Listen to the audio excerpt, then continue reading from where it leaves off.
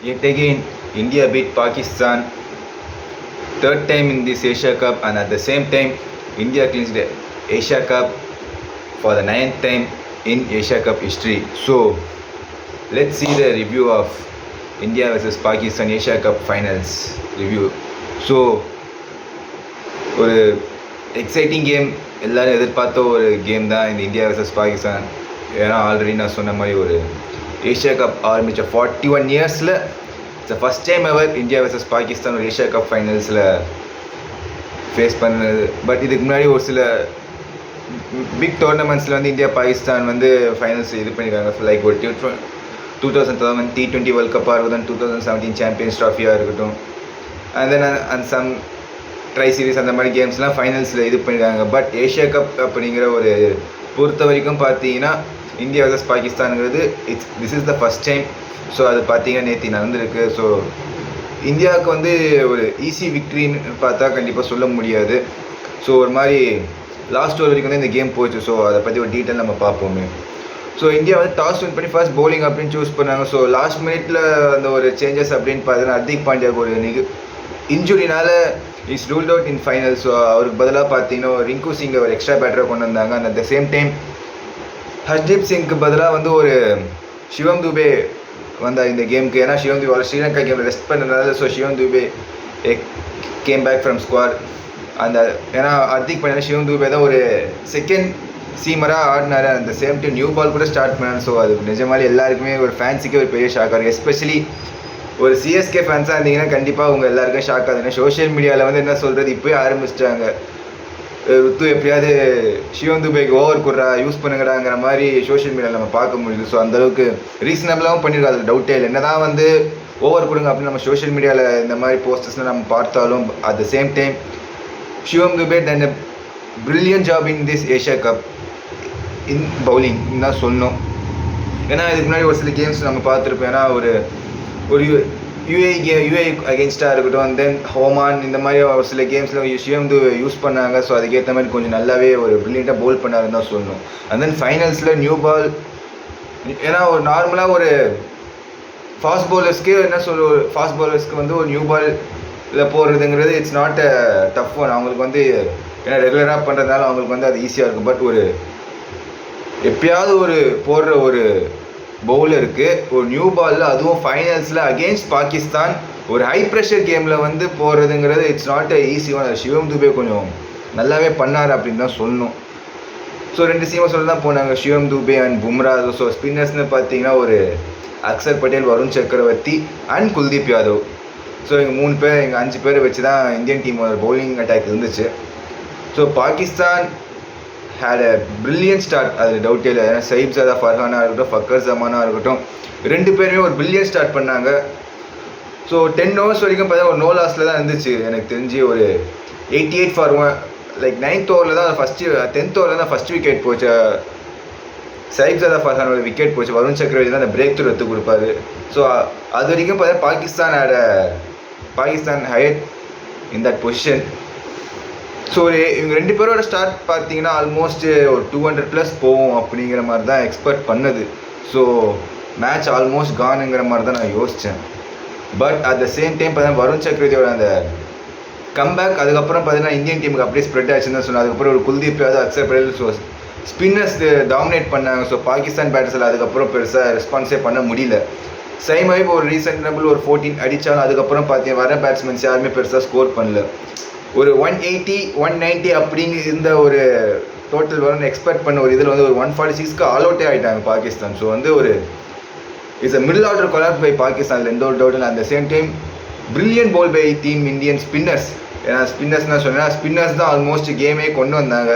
வருண் சக்கரவர்த்தியாக இருக்கட்டும், ஒரு குல்தீப் யாதவாக இருக்கட்டும், அக்சர் பட்டேல் இவங்க தான் கொண்டு வந்தாங்க. குல்தீப் யாதவ் 4 for 40 அங்கிற மாதிரி இருக்கிற 4 overs. ஸோ கொஞ்சம் எக்ஸ்பென்சிவாக தான் இருந்தால் ஸ்டார்டிங்கில் அந்த ஃபஸ்ட் 10 overs போகும்போது. அதுக்கப்புறம் தே கம்பேக் வெரி வெல்.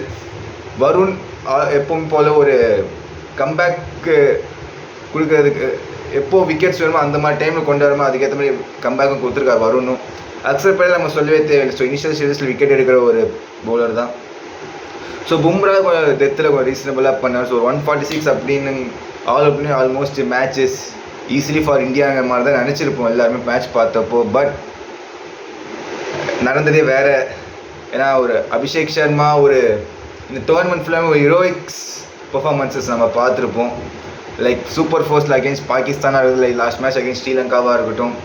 ஸோ எல்லாருமே ஒரு அட்டாக்கிங் கிரிக்கெட் தான் அபிஷேக் சர்மா. ஸோ நிறைய பேர் அபிஷேக் சர்மா ரோஹித் சர்மாவாங்கிற மாதிரி ஒரு டவுட். ஏன்னா அந்த மாதிரி தட் கைண்ட் ஆஃப் அப்ரோச் தான் அபிஷேக் சர்மாவோட பேட்டிங் இந்த ஏஷியா கப்பில் நம்ம பார்த்தோம். ஸோ ஃபைனல்ஸில் இஸ் நாட் டன் எட், ஒரு 5 ரன்ஸ்க்கே அவுட் ஆகிட்டார். ஸோ அதுவே ஒரு பெரிய ஒரு செட்பேக்காக போயிடுச்சு இந்தியன் டீம் இதுக்கு. அதுக்கப்புறம் பார்த்தீங்கன்னா ஒரு சுப்மன் கில் ஒரு ஸ்ட்ரகிளிங் ஒரு 11 ரன்ஸ்க்கு அப்புறம் சுப்மன் கில் இஸ் கான். இந்த Asia cup is not for Shubman கில்ங்கிற மாதிரி தான் எனக்கு தோணுச்சு. ஏன்னா T20 எடுத்து வைஸ் கேப்டன்சி கொடுத்தாங்க. ஸோ அது வந்து ஒரு ரீகன்சிடர் பண்ண வேண்டிய ஒரு கட்டத்துக்கு வந்து இந்தியன் டீம் மேனேஜ்மெண்ட் வரும்னு நான் எதிர்பார்க்குறேன். ஏன்னா எனக்கு தெரிஞ்சு இந்த ஆல்மோஸ்ட் இந்த ஸ்குவாட்ல T20 world cup next year நடக்கிற T20 வேர்ல்ட் கப் போகாது, எந்த ஒரு டவுட்டுமே இல்லை. ஸோ அதில் பார்க்கும்போது சுப்மன் கில் வேணுமா அப்படிங்கிறது கொஞ்சம் யோசிச்சு தான். ஏன்னா இந்த Asia cup is not well for Shubman Gill. So அதை வச்சு தான் நான் சொல்கிறேன். அதுக்கப்புறம் சூரியகுமார் யாதவ் ஒரு 1 ரன்னில் அவுட் ஆனார். ஸோ அதுக்கப்புறம் ஒரு இந்தியன் டீம் ஒரு டோட்டலி பேக் ஃபுட்டில் போயிட்டாங்க. ஒரு 3 விக்கெட்ஸ்க்குன்னொன்னே எனக்கு தெரிஞ்சு மேட்ச் ஆல்மோஸ்ட் பாகிஸ்தானுக்கு போகுமோ அப்படிங்கிற எக்ஸ்பெக்ட் பண்ண ஒரு சுச்சுவேஷனில். ஸோ சஞ்சு சாம்சன் அண்ட் திலக் வர்மா இவங்களோட பார்ட்னர்ஷிப் கொஞ்சம் ஓரளவுக்கு நல்லா பில்ட் பண்ணாங்க. ஏன்னா அந்த பார்ட்னர்ஷிப் தான் ஆல்மோஸ்ட் இந்தியன் டீம் வந்து கொஞ்சம் ஒரு நல்ல ஒரு பொசிஷனுக்கு கொண்டு வந்து. சஞ்சு சாம்சன் ஒரு ராங் டைமில் அவுட் ஆனார். 24 ரன்ஸ் இருக்கும்போது ஒரு ராங் டைமில் அவுட் ஆனார். அதுக்கப்புறம் சிவம் துபே லைக் ஃபைனல்ஸ்னு வந்துட்டா நான் தாண்டாங்கிற மாதிரி ஒரு பர்ஃபார்மன்ஸ் நான் பார்த்தேன் சிவம் துபே கிட்டேருந்து. ஸோ ப்ரீவியஸாக பார்த்தீங்கன்னா ஒரு 2020 IPL ஃபைனல்ஸில் சிஎஸ்கேக்கு கொஞ்சம் ஒரு அந்த ஜிடி மேட்ச் யாராலையும் மறக்க முடியாது. அது ஒரு சிஎஸ்கே ஃபேனுங்க ஒரு கிரிக்கெட் ஃபேனாக இருந்தீங்கனாலும் அந்த ஒரு ஃபைனல்ஸ் யாராலும் மறக்க முடியாது. ஸோ அந்த ஒரு இதில் ஒரு ரீசனபிள் பர்ஃபார்மன்ஸ் பண்ண Shivam Dube. And then T20 world cup 2024 against South Africa இதே மாதிரி டீப் ட்ரபிளில் தான் இருந்தாங்க டீம் இந்தியா. ஒரு ரோஹித் சர்மா அவுட் ஆவார், ரிஷப் பண்ட் சூரியகுமார் அவுட் ஆகும்போது லைக் அக்சர் பட்டேல் ஓரளவுக்கு ரீசனபிள் கான்ட்ரிபியூஷன் கொடுத்து அவரும் அவுட் ஆகுது. சிவம் துபேவும் விராட் கோலி தான் பார்ட்னர்ஷிப் பில்ட் பண்ணி அந்த 176 டோட்டலுக்கே கொண்டு போனாங்க. ஸோ அதே மாதிரி சிவம் துபே இந்த ஒரு கேம்லேயும் சரி ஒரு நல்ல ஒரு பார்ட்னர்ஷிப் பில்ட் பண்ண along with Tilak Varma. Running between விக்கெட்ஸில் கொஞ்சம் ஒரு மிஸ் அண்டர்ஸ்டாண்டிங் இருந்தாலும் பட் அதெல்லாம் தாண்டி கொஞ்சம் நல்லாவே பண்ணாங்க. அந்த பார்ட்னர்ஷிப் அவங்க 2 பேரோட பார்ட்னர்ஷிப் தான் வின்னிங் பார்ட்னர்ஷிப்பாக இந்த கேமுக்கு முடிஞ்சிருக்கு. ஸோ வின்னிங் ரன்ஸ் ஃபைனல்ஸில் வந்து அந்த ரிங்கு சிங் வந்து வின்னிங் ரன்ஸ் அடிச்சு மேட்ச் வின் பண்ணி India beat Pakistan by 5 wickets இந்த மாதிரி மேட்ச் முடிஞ்சு ஏஷியா கப்பையும் 9th டைம் இந்தியா வின் பண்ணியிருக்காங்க. 50 ஓவர்ஸில் 20 ஓவர்ஸ் சேர்த்து பார்த்தீங்கன்னா. ஸோ இந்த ஒரு டோர்னமெண்ட்டில் பார்த்தீங்கன்னா இந்தியா வந்து பாகிஸ்தான் 3 out of 3 வின் பண்ணியிருக்காங்க. ஸோ ஒரு 2020 வேர்ல்ட் கப் ஃபைனல்ஸ்க்கு அப்புறம் நடந்த ஒரு மல்டிநேஷ்னல் டோர்னமெண்ட்ஸில் பார்த்தீங்கன்னா இந்தியன் டீம் வந்து ஒரு ஸ்டில் அன்பீட்டன் சைடாக தான் இருக்காங்க. ஒரு T20 வேர்ல்ட் கப்பில் unbeaten, champions trophy unbeaten, now இப்போ ஏஷியா கப்லேயே அன்பீட்டன் சைடாக தான் டீம் இந்தியா வந்து இது பண்ணியிருக்காங்க. ஸோ இந்த வின்னிங் ஸ்ட்ரீக் கண்டினியூ ஆகுமா அப்படின்னு நம்ம வெயிட் பண்ணி தான் பார்க்கணும். ஸோ இந்தியன் டீம் பொறுத்தவரை நிறைய பாசிட்டிவ்ஸ் அண்ட் நெகட்டிவ்ஸ் அப்படின்னு நிறைய இருந்தாலும் ஸோ ஒரு ரீசனபிள் பர்ஃபார்மன்ஸாக தான் இருந்திருக்கு இந்தியன் டீம் பொறுத்த வரைக்கும். பட் சுப்மன் கில்லோட பர்ஃபார்மன்ஸ் ஒரு பெரிய கன்சர்னாக இருக்குது. Like especially T20 format is a very good test player and very good ODI player. அதில் எந்த ஒரு டவுட்டுமே இல்லை என்னை பொறுத்தவரை. பட் T20 கொஞ்சம் ரீகன்சிடர் பண்ணணுமோங்கிற மாதிரி தான் இருக்குது. IPL பெர்ஃபார்ம் பண்ணுறாரு ஓகே, பட்